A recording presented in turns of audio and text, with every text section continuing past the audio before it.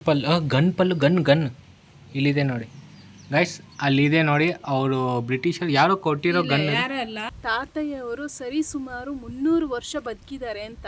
ಈ రోజున నేను తాతయ్య గారు పవాడ పురుష 300 అక్కడే ఉండేది. ఆయన జీవంత సమాధి అయినాడు. సో లోపల ఆయన ఉసురు గాలి ಪೀಲ್ಸ್ಕೊಂటున్నాడంట. ಬ್ರೀತಿಂಗ್ ವಿನಿಪಿస్తుందంట. ಈ ಕಡೆ ಇದೋ ಫೋಟೋ ತೆಗೆದಿದ್ದು ಪೇಂಟ್ ಮಾಡಿರೋದು ಇಲ್ಲಿ ಒಳಗಡೆ ಇದು ಮಾತ್ರ ರಿಯಲ್ ಫೋಟೋ. ಗಾಯ್ಸ್, ಇಲ್ಲಿ ಮೊಸಳೆಗಳು ಇದಾವಂತೆ ನೋಡಿ. ಎಲ್ಲಪ್ಪ ಮೊಸಳೆ, ಬನ್ನಿಯಪ್ಪ.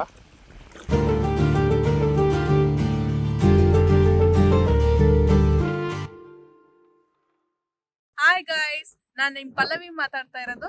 ನಾನಿವತ್ತು ಮೈಸೂರು ಜಿಲ್ಲೆ ನಂಜನಗೂಡು ತಾಲೂಕು ಹತ್ರ ಇರ್ತಕ್ಕಂಥ 300 ವರ್ಷ ಒಬ್ಬ ವ್ಯಕ್ತಿ ಬದುಕಿರೋ ಜಾಗಕ್ಕೆ ಹೋಗ್ತಾ ಇದ್ದೀನಿ. ಅವರೇ ಶ್ರೀ ಮಹದೇವ ಸ್ವಾಮಿ ತಾತಯ್ಯರವರು ಇರ್ತಕ್ಕಂಥ ಜಾಗಕ್ಕೆ ಹೋಗ್ತಾ ಇದ್ದೀನಿ. ಅವರು 300 ವರ್ಷ ಬದುಕಿ ಜೀವಂತ ಸಮಾಧಿ ಆಗಿದ್ದಾರೆ. ಅವ್ರು ತುಂಬಾ ಪವಾಡಗಳನ್ನ ಮಾಡಿದ್ದಾರೆ. ಅವ್ರ ಬಗ್ಗೆ, ಅವ್ರ ಜೀವನದ ಬಗ್ಗೆ ಕಂಪ್ಲೀಟ್ ಆಗಿ ಅವ್ರು ಇರೋ ಜಾಗಕ್ಕೆ ಹೋಗಿ ನಿಮ್ಗೆ ತಿಳಿಸ್ಕೊಡ್ತೀನಿ. ನನಗಂತೂ ತುಂಬಾ ಕ್ಯೂರಿಯಾಸಿಟಿ ಇದೆ, ನಿಮ್ಗೂ ತಿಳಿಸ್ಕೊಡ್ತೀನಿ. ಬನ್ನಿ ಹೋಗೋಣ.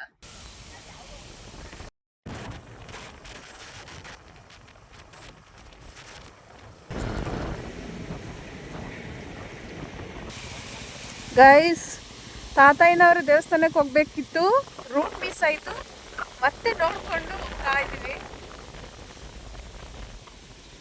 ಬೋರ್ಡ್ ಇದೆಯಾ ನೋಡಿ.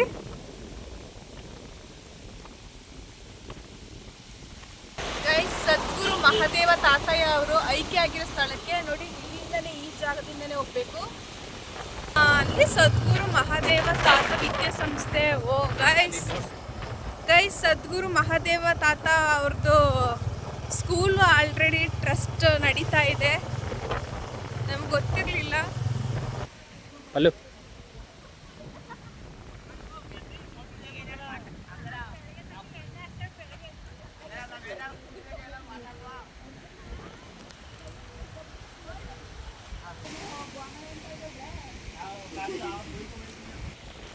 ಹಲೋ.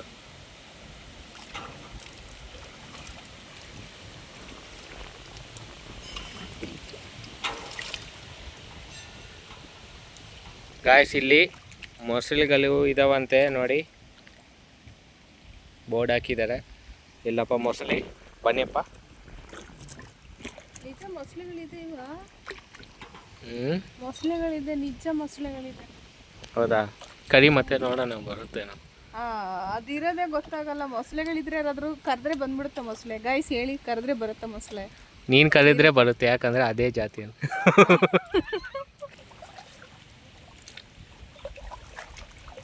ಗೈಸ್, ಮೊಸಳೆ ಇದೆ ಅಂತ ಹೇಳಿಲ್ವಾ? ಭಯ ಪಡ್ತಾವ್ರೆ ಅವರು. ನಿಜ ಭಯ ಪಡ್ತಾ ಇದ್ದೀರ ನೀವು, ನನಗೆ ಗೊತ್ತು. ಗೈಸ್, ಸದ್ಗುರು ಶ್ರೀ ಮಹಾದೇವ ತಾತಯ್ಯರವ್ರ ಬಗ್ಗೆ ಚಿಕ್ಕದಾಗಿ ಒಂದು ಸ್ಟೋರಿ ಹೇಳ್ತೀನಿ. ತಾತಯ್ಯವರು ಮಂಗಳಗಿರಿ ಅಂತಕ್ಕಂಥ ಒಂದು ಸಣ್ಣ ಗ್ರಾಮದಲ್ಲಿ ಜನಿಸ್ತಾರೆ.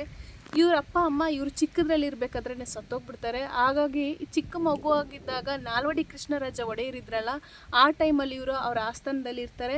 ತದನಂತರ ಚಿಕ್ಕ ಮಗು ಆಗಿರೋದ್ರಿಂದ ಇವರಿಗೆ ತಂದೆ ತಾಯಿಯ ಅವಶ್ಯಕತೆ ಇದೆ ಅಂತೇಳಿ ನಾಲ್ವಡಿ ಕೃಷ್ಣರಾಜ ಒಡೆಯರು ಏನು ಮಾಡ್ತಾರೆ, ಇವರು ವಿದ್ಯಾಭ್ಯಾಸ ಮುಂದುವರಿಸಲಿ, ಅವ್ರಿಗೆ ಆಶ್ರಯ ಸಿಗಲಿ ಅಂತೇಳಿ ಅವರ ಆಸ್ಥಾನದಲ್ಲಿ ಇಟ್ಕೊಂಡು ಶಾಲೆಗೆ ಕಳಿಸ್ತಾ ಇರ್ತಾರಂತೆ. ಶಾಲೆಗೆ ಹೋದಂಥ ದಿನಗಳಲ್ಲಿ ತಮ್ಮ ಸಹಪಾಠಿಗಳಿರ್ತಾರಲ್ಲ, ಅವ್ರುಗಳ ಭವಿಷ್ಯಗಳು ಹೇಳೋದು, ಅವ್ರು ಏನು ಹೇಳ್ತಾ ಇದ್ರು ಅದೇ ರೀತಿ ವಿದ್ಯಾರ್ಥಿಗಳ ಜೀವನದಲ್ಲಿ ಆಗ್ತಾ ಇತ್ತಂತೆ. ಕೆಲವು ಜನಗಳಿಗೂ ಕೂಡ ಭವಿಷ್ಯಗಳನ್ನ ನುಡಿತಾ ಇದ್ರಂತೆ. ಬಾಲಕನಾಗಿದ್ದಾಗಲಿಂದನೇ ಇವರು ಕಂಪ್ಲೀಟ್ ಮನುಷ್ಯರ ಬಗ್ಗೆ ಭವಿಷ್ಯಗಳನ್ನು ನುಡಿತಾ, ಪವಾಡಗಳನ್ನು ಮಾಡುತ್ತಾ, ಸಮಸ್ಯೆಗಳ ಮುಂದೆ ಏನಾಗುತ್ತೆ ಅಂತ ಇವಾಗಲೇ ಹೇಳ್ತಾ ಜನಗಳಿಗೆ ಪರಿಹಾರವನ್ನು ಕೊಡ್ತಾ ಇದ್ರಂತೆ.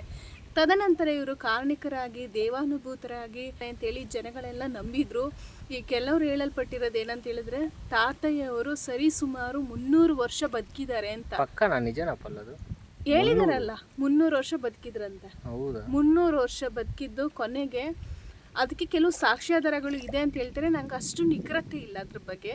ಕಾಲಕ್ರಮೇಣ ನಾನು ಇಲ್ಲಿ ಬಂದಿದ್ದಾಯಿತು, ನನ್ನ ಸಮಯ ಮುಗೀತು, ನಾನು ಜೀವಂತವಾಗಿ ದೇವರಲ್ಲಿ ನಾನು ಬೇಡ್ತಾ ನಾನು ಮುಕ್ತಿ ತಗೋಬೇಕು, ನಾನು ಜೀವಂತವಾಗಿ ಐಕ್ಯ ಆಗ್ತೀನಿ, ನೆಲ ಸಮಾಧಿ ಆಗ್ತೀನಿ ಅಂತ ಹೇಳ್ಬಿಟ್ಟು ಜನಗಳ ಹತ್ರ ತಾವೇ ಕೇಳಿಕೊಂಡು ಜೀವ ಇದ್ದಂತಹ ದೇಹವನ್ನು ದೇವರ ಹೆಸರಿನಲ್ಲಿ ಅವರು ಇಲ್ಲಿ ಐಕ್ಯ ಆಗಿದ್ದಾರೆ. ಈಗಲೂ ಕೂಡ ತಾತಯ್ಯನವರ ಸಮಾಧಿ ಇದೆ. ಸಮಾಧಿ ಕೆಳಗಡೆ ಅವರು ಉಸಿರು ಕೇಳಿಸ್ತಿದೆ ಅಂತ ಕೆಲವರು ಹೇಳ್ತಾರೆ. ಮತ್ತು ಇಂದಿಗೂ ಕೂಡ ನಂಬಿಕೆ ಯಾವುದೇ ಕಾರಣಕ್ಕೂ ಕಡಿಮೆ ಆಗಿಲ್ಲ. ಏನೇ ಬೇಡ್ಕೊಂಡ್ರು ತಾತಯ್ಯನವರು ಅದಕ್ಕೆ ಸ್ಪಂದಿಸ್ತಾರೆ ಅಂತ ಹೇಳ್ತಾರೆ. ಒಂದು ಕಬಿನಿ, ನುಗು, ಲಕ್ಷ್ಮಣ ತೀರ್ಥ 3 ನದಿಗಳು ಸಂಗಮ ಆಗೋ ಪ್ಲೇಸಲ್ಲಿ ತಾತಯ್ಯವರು ಇರೋದು. ಕೆಲವರು ರಿಸರ್ಚ್ ಮಾಡೋರು ತಾತಯ್ಯನ ಬಗ್ಗೆ ಒಂದು ಬರಿಬೇಕು ಅಂತ ಹೇಳಿ ಬಂದಾಗ ಅವರೇ ಹೇಳ್ಬಿಡ್ತಿದ್ರಂತೆ, ನೀ ಯಾವುದೇ ಕಾರಣಕ್ಕೂ ಬರೆಯೋಕ್ಕಾಗಲ್ಲ, ನಾನು ಇನ್ನೂ ಸುಮಾರು ವರ್ಷ ಬದುಕ್ತೀನಿ, ನನ್ನ ಜೀವನ ಕಥೆಯನ್ನು ಬರೆಯೋನು ಎಲ್ಲೋ ದೂರದಲ್ಲಿದ್ದಾನೆ, ಅವನು ಬಂದು ಬರೀತಾನೆ ಅಂತ ಹೇಳಿದ್ರಂತೆ. ಅದೇ ಥರ ಆಗಿದೆಯಂತೆ. ಅದ್ರ ಡೀಟೇಲ್ಸ್ ಎಲ್ಲ ನನಗೆ ಇನ್ನೂ ಕಂಪ್ಲೀಟ್ ಗೊತ್ತಿಲ್ಲ. ಬಟ್ ಇಷ್ಟು ಮಾತ್ರ ನಿಜ, ತಾತಯ್ಯ ದೂರವಾಗಿರೋರು ಬಂದು ಬರೀತಾರ. ತುಂಬಾ ದೂರ ಇರೋ ಒಬ್ಬ ವ್ಯಕ್ತಿ ಬಂದು ನನ್ನ ಕತೆ ಬರೆಯಕ್ ಸಾಧ್ಯ ಬರ್ದಿದ್ದಾರಂತೆ. ಗೊತ್ತಿಲ್ಲ ನನ್ಗೆ ಯಾರು ಏನು, ನಾನೇನೇನೋ ಅಂತ ದೂರದಿಂದ ವಿಡಿಯೋ ಶೂಟ್ ಮಾಡ್ತಿದ್ದೀನಲ್ಲ. ಖಂಡಿತ ಇಲ್ಲ ಗಾಯ್ಸ್, ನಾನು ಅನ್ಕೊಂಡಿದ್ದೀನಿ ನಾನೇ ಬರ್ತಿದ್ದೀನೇನೋ ಅಂತ ನಾನು ಅನ್ಕೊಂಡಿದ್ದೀನಿ. ಜಾಸ್ತಿ ಜನಕ್ಕೆ ಗೊತ್ತಿಲ್ಲ ಗಾಯ್ಸ್. తెలుగు వాళ్ళకి చెప్పాలంటే అక్కడే ఉండేది ఆయన జీవంత సమాధి అయినాడు. సో లోపల ఆయన ఉసురు గాలి పీల్చుకుంటున్నాడంట, బ్రీతింగ్ వినిపిస్తుందంట. సో ఆయన మనం ఏం చెప్పినా వింటారంట. మనకు ఏదైనా కోరికలున్నా మన కష్టాలు చెప్పుకుంటే అవన్నిటికీ సాల్వ్ అవుతాయంట. చూడు, ఆయన వింటాడు అంటున్నారు. కాబట్టి నేను తెలుగు ఆడియన్స్కి నమస్కారం. ఈ రోజున నేను తాతయ్య గారు పవాడ పురుష 300 ఇయర్స్ బతికిన ఒక స్వామి దేవస్థానం దగ్గర వచ్చాము. ఏమంటే వారు తీసుకున్న బ్రీత్ తీసుకున్న ఇన్ని రోజుకు వినిపిస్తానంట. చూద్దాం పదండి, అందరూ పోయి చూద్దాం పడండి. ఏం స్టోరీ అనేసి నా తర్వాత చెప్తాను. ಈ ತರ ಲ್ಯಾಕ್ ಆದ್ರೆ ಇವರು ಸಾಕು ಬಾಯ್ ಅಂತಾರೆ తెలుగు. సరే గాయ్స్, ಎಲ್ಲ మొత్తం నా చూపిస్తాను ఏమంటే. ಗಾಯ್ಸ್, ಬ್ರೀತಿಂಗ್ ತಗೊಳ್ಳೋದು ನೋಡೋಣ. ಕೇಳಿಸುತ್ತಾ ಇಲ್ವಾ ಫಸ್ಟ್ ನಾನು ತಿಳ್ಕೋಬೇಕು, ನೋಡೋಣ. ನಾವಿವಾಗ ಒಳಗಡೆ ಹೋಗ್ತಾ ಇದ್ದೀವಿ. ನೀಟಾಗಿ ಗಮನಿಸಿ ಪ್ರತಿಯೊಂದನ್ನು ಕೂಡ. ಅಲ್ಲಿ ನಾವು ದೇವ್ರ ಹತ್ರ ಬೇಡ್ಕೊಳ್ತಾ ಇದ್ದಂಗೆನೆ ನಮ್ಗೆ ಅನ್ಸಿದ್ದು ಅದೇ ಉಸಿರಾಟ ಕೇಳಿಸುತ್ತೆ ಅಂತ ಹೇಳ್ತಿದ್ರಲ್ಲ. ಸೊ ಕೇಳಿಸುತ್ತಾ ಅಂತ ನಮಗೂ ಒಂದು ಕ್ಯೂರಿಯಾಸಿಟಿ ಇತ್ತು. ಅಲ್ಲಿಂದ ಪಕ್ಕದಲ್ಲಿ ನೋಡಿ ಅವರು ಯೂಸ್ ಮಾಡ್ತಿದ್ದಂತಹ ಚೇರು, ಅವರು ಏನೇನು ವಸ್ತುಗಳನ್ನ ಯೂಸ್ ಮಾಡ್ತಿದ್ರು ಪ್ರತಿಯೊಂದು ಇಟ್ಟಿದ್ದಾರೆ. ಮತ್ತೆ ಅದು ಧ್ಯಾನ ಮಂದಿರ ಅಂತ ಹೇಳ್ತಾರೆ. ಸೊ ಧ್ಯಾನ ಎಲ್ಲ ಮಾಡ್ಬಿಟ್ಟು ಅಲ್ಲಿಂದ ನಾವು ಪ್ರತಿಯೊಂದು ಅವ್ರು ಯೂಸ್ ಮಾಡ್ತಿರೋ ಥಿಂಗ್ಸ್ ನೋಡಿ ಎಷ್ಟು ಚೆನ್ನಾಗಿದೆ ನೋಡಿ. ಅವ್ರು ಇನ್ನೂ ಎಷ್ಟು ನೀಟಾಗಿ ಮೇಂಟೈನ್ ಮಾಡಿದ್ದಾರೆ. ಅವ್ರು ಯೂಸ್ ಮಾಡ್ತಿದ್ದ ವೀಲ್ ಚೇರ್, ಅದು ಕೊನೆ ದಿನಗಳಲ್ಲಿ ಅನ್ಸುತ್ತೆ. ಅವ್ರು ಕೂತ್ಕೊಳ್ತಾ ಇದ್ದು ರೆಸ್ಟ್ ತಗೊಳ್ತಾ ಇದ್ದ ಚೇರ್, ಅದು ಉಯ್ಯಾಲೆ, ಇವೆಲ್ಲ ನೋಡಿ ನೀಟಾಗಿ ಗಮನಿಸಿ. ಒಬ್ಬ ಪ್ರದೇಶದ ಆದೋಣಿಯಲ್ಲಿ ಕಂಡ್ರು. ಆಮೇಲೆ ಅವಾಗಲೇ 7 ವಯಸ್ಸಾಗಿತ್ತು ಅವ್ರಿಗೆ. ಆಮೇಲೆ ಇತ್ತಲ್ಲ ಆದೋಣಿ, ನಗರೂರು, ಹಂಸಾಗರ, ಬಳ್ಳಾರಿ ಅಂತೇಳಿ 8 ಮಠ ಆ ಕಡೆ ಉತ್ತರ ಕರ್ನಾಟಕ ಮಾಡಿ ಕೊನೆಗೆ ಐತಲ್ಲ ಮೈಸೂರು ಡಿಸ್ಟಿಕಲ್ಲಿ ಐತಲ್ಲ ನಮ್ಮ ತಂದೆ ತಾಯಿ ಸ್ಥಾನ ಅಂತೇಳಿತಲ್ಲ, ಈ ಜಾಗಕ್ಕೆ ಬಂದೈತಲ್ಲ 1980ರಲ್ಲಿ ಬಂದು 87ರಲ್ಲಿ ಐಕ್ಯ ಆಗಿರೋದು ರೀ. 1980ರಲ್ಲಿ ಬಂದು 87ರಲ್ಲಿ ಐಕ್ಯ ಆಗಿರೋದು. ಇದು ಸಂಗಮ ಕ್ಷೇತ್ರ ಅಂತೇಳಿ. ಇದು 3 ನದಿ ಸೇರುತ್ತೆ. ಕಪಿಲ, ನುಗು, ಗುಪ್ತಗಾಮಿನಿ ಅಂತೇಳಿದಲ್ಲ 3 ನದಿ ಸೇರುತ್ತೆ. ಅವರೈತಲ್ಲ ಇಲ್ಲಿ ಬನ್ನಿ ಮರ ಇದೆ. ಬನ್ನಿ ಮರಕ್ಕೆ ಐತಲ್ಲ ಧ್ಯಾನ ಕೂರ್ತಾ ಇದ್ರು ಮಹಾದೇವ ತಾತನವರು ಅಂತೇಳಿ. ಇವರು ಇದೇ ಹಂಚಿನ ಮನೆಯಲ್ಲಿ ಅವರು ವಾಸಸ್ಥಾನ. ಅದೇ ಅವರು ಇದ್ದಂಥ ಹಂಚಿನ ಮನೆ ಅವರೇ ವಾಸಸ್ಥಾನ. ಅವರೇ ಗದ್ಗೆಯನ್ನು ಕಟ್ಟಿಸಿರೋದು, ನಿರಂಜನ ಗದ್ಗೆ ಅಂತೇಳಿ ಅವರೇ ಕಟ್ಟಿಸಿರೋದು. ಇಲ್ಲ, ತಾವೇ ಇಚ್ಛಾಮರಣ ಅಂತೇಳಿ ತಾವೇ ಇಷ್ಟಪಟ್ಟಾಗಿರೋದು. ಈ ಡೇಟಿಗೆ, ಈ ತಾರೀಕಿಗೆ, ಈ ದಿವಸ ಆಗ್ತೀನಿ ಅಂತ ಹೇಳ್ತಿಲ್ಲ. ಎಲ್ಲ ಭಕ್ತರಿಗೆಲ್ಲ ಹೇಳಿ ತಿಳಿಸಿ, ದೂರ ಇದ್ದವ್ರಿಗೆ ಐತಲ್ಲ ಲೆಟ್ರ್ ಮುಖಾಂತರ ತಿಳಿಸಿದ್ರಂತೆ. ಈ ದಿವಸ ಐತಲ್ಲ ಐಕ್ಯ ಆಗ್ತೀನಿ ಅಂತ ಹೇಳ್ತಿಲ್ಲ. ಎಲ್ಲ ಭಕ್ತರಿಗೆಲ್ಲ ಹೇಳಿತಿಲ್ಲ. ಆ ಡೇಟಿಗೆ 31/12/1987ರಲ್ಲಿ ಐಕ್ಯ ಆಗಿರೋದು. ಶುದ್ಧ ಖುಷಿ ಏಕಾದಶಿ ಐತಿಲ್ಲ, ಅವ್ರು ಐಕ್ಯ ಆಗಿರೋದು. ಅವತ್ತೈತದ ಜಾತ್ರೆಯಲ್ಲೇ ಮಾಡ್ತಾರೆ. 300 ವರ್ಷ ಬದುಕಿದ್ರು ಅಂತ ಹೇಳ್ತಾರಲ್ಲ, ಅದು ಅಷ್ಟು ಮಾಹಿತಿ ಪ್ರಕಾರ ನಮ್ಗೆ ಗೊತ್ತಿಲ್ಲ. ಪುಸ್ತಕದ ಪ್ರಕಾರ ಹೇಳ್ತಾರೆ 200-250 ವರ್ಷದ ಮೇಲೆ ಅಂತ ಹೇಳ್ತಾರೆ. ಆಮೇಲೆ ರಾಜರು ಐತಲ್ಲ ನಾಲ್ವಡಿ ಕೃಷ್ಣರಾಜ ಅವರೇ ಕಣ್ಣು ಕೊಟ್ಟಿರೋದು ಇದೆ ಅದರ ಪ್ರಕಾರ ಐತಲ್ಲ 200 ವರ್ಷದ ಮೇಲೆ ಅಂತ ಹೇಳ್ತಾರೆ ಅಷ್ಟೇ. ಕಣ್ಣು ಕೊಟ್ಟಿದ್ರ ಗನ್ನು ಓಕೆ. ಕಣ್ಣು ಕೊಟ್ಟಿದ್ರು ಅದು ಈಗ ಲೈಸೆನ್ಸ್ ಆಧಾರದ ಮೇಲೆ ಲೈಸೆನ್ಸ್ ಆಧಾರದ ಮೇಲೆ ಐತಲ್ಲ ಇವರು 200 ವರ್ಷದ ಮೇಲೆ ಇದ್ರು ಅಂತ ಹೇಳ್ಬೋದು ಅಷ್ಟೇ. ಒಟ್ಟಿನಲ್ಲಿ ತಾತನ ಬಗ್ಗೆ ಕೇಳೋಕ್ಕಿಂತ ಐತಲ್ಲ ಅನುಭವಿಸೋರಿಗೆ ಗೊತ್ತಾಗುತ್ತೆ. ಈಗ ನೀವು ಇಲ್ಲಿ ಬಂದಿದ್ದೀರಿ ಅಂತಂದರೆ ತಾತನ ಆಶೀರ್ವಾದ ಇದ್ದಾಗ ಇಲ್ಲಿ ಅಷ್ಟೇ ಬರೋದ್ರಿ, ಸುಮ್ಮನೆ ಯಾರಿಗೂ ಬರೋಕ್ಕಾಗಲ್ಲ. ಒಬ್ಬೊಬ್ಬರು ಭಕ್ತರು ಹೇಳ್ತಿರ್ತಾರೆ ಈ ಪ್ರದೇಶದಲ್ಲಿ ಊಟಕ್ಕೇ ಅನ್ನಕ್ಕೇ ಬಡತನ ಇತ್ತು, ಅವರು ತಾತನವ್ರು ಯಾವತ್ತು ಬಂದ್ರಲ್ಲ ಅವತ್ತಿಂದ ಇಲ್ಲಿ ನಮ್ಗೆ ಅನ್ನಗೆಲ್ಲ ಸೌಕರ್ಯ ಆಗಿದೆ, ಅವತ್ತಿಂದ ಐತಲ್ಲ ನಮ್ಗೆ ಅನ್ನಕ್ಕೆ ಯಾವುದೇ ತೊಂದರೆ ಇಲ್ಲ ಅಂಥೇಳಿ ಅವ್ರು ನೋಡಿದವ್ರು ಹೇಳ್ತಾರೆ, ನೋಡಿದವ್ರು ಅಂತ ಇರ್ತಾನೆ. ಅದು ನಿಜವಾದ ಫೋಟೋ ಅಲ್ವಾ? ಇದು ರಿಯಲ್ ಫೋಟೋ. ಒಳಗಿದ್ದ ಈ ಲಾಸ್ಟ್ದು ಈ ಕಡೆ ಇದು ಫೋಟೋ ತೆಗೆದಿದ್ದು ಪೇಂಟ್ ಮಾಡಿರೋದು. ಇಲ್ಲಿ ಒಳಗಡೆ ಲಾಜದೊಂದು ಇದು ಮಾತ್ರ ರಿಯಲ್ ಫೋಟೋ. 1980 ಬರ್ತಾರೆ ಸ್ವಾಮಿಯವರು. ಬಂದಮೇಲೆ ತಾತಯ್ಯವರಿಗೆ ಇರೋದಕ್ಕೊಂದು ಜಾಗ ಬೇಕಲ್ವಾ, ಹಾಗಾಗಿ ಹಂಚಿನ ಮನೆ ಮಾಡಿಕೊಂಡು ಅವ್ರು ಇಲ್ಲಿ ವಾಸವಾಗ್ತಾರೆ.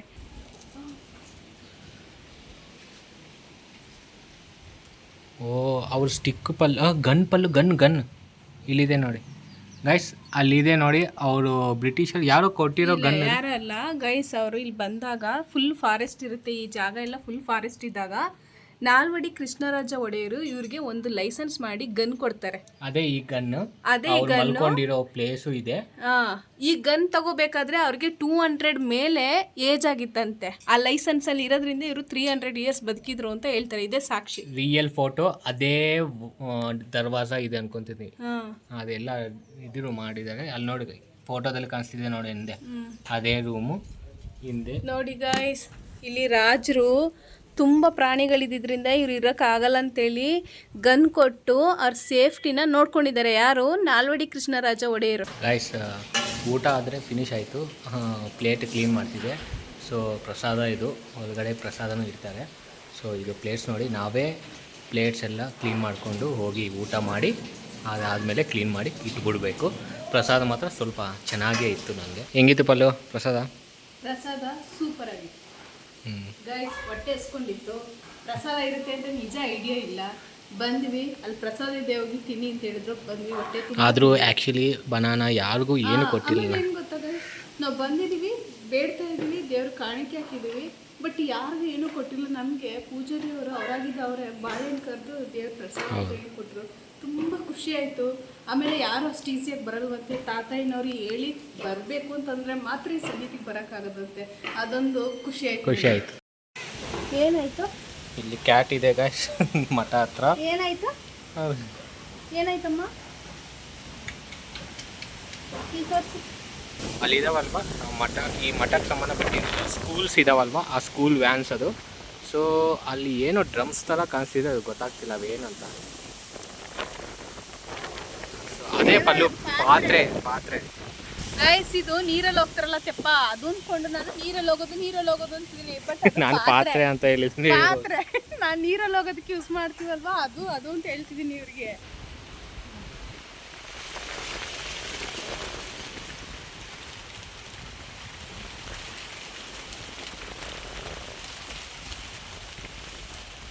ಗಂಟೆ ಹೊಡಿ ಕಟ್ಟಿರೋದು ಅಷ್ಟೇ ಅರ್ಕೆ ಮಾಡಿ.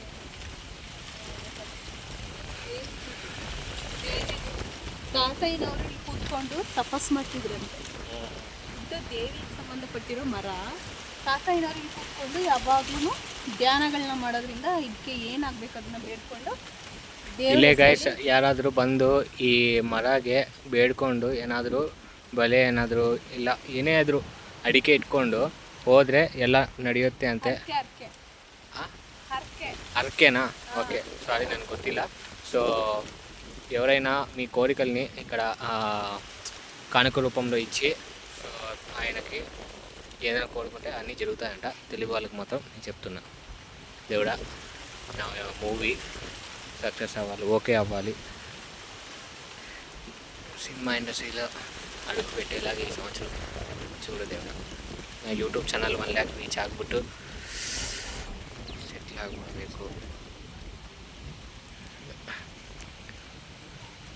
ಎಲ್ಲರ ಆರೋಗ್ಯ ಚೆನ್ನಾಗಿರಬೇಕು, ಫ್ಯಾಮಿಲಿ ಎಲ್ಲರದು. So please Sarakap, whatever.